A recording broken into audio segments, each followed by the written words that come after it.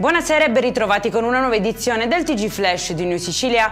In apertura, paura a Palermo per il crollo improvviso di un muro in via Nairobi nei pressi di Corso Calatafimi. Nel cedimento è rimasto ferito un carabiniere trasportato in ospedale, mentre 10 auto parcheggiate sono state distrutte dai detriti. In corso gli accertamenti.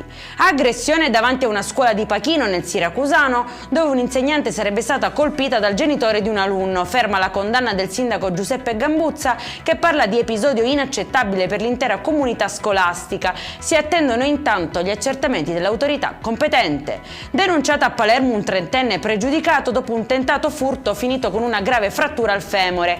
Ai carabinieri aveva parlato di un'aggressione per un debito di droga, ma le immagini di videosorveglianza hanno raccontato altro. L'uomo si era arrampicato lungo la canaletta per entrare in un appartamento, precipitando poi al suolo. Inseguimento a Catania, non si fermano all'alto della polizia e fuggono in moto vicino Piazza Alcalà, rischiando di investire un pedone alla pescheria. Bloccati in via Carlo Forlanini, il conducente 27enne è risultato positivo all'alcol test e senza patente.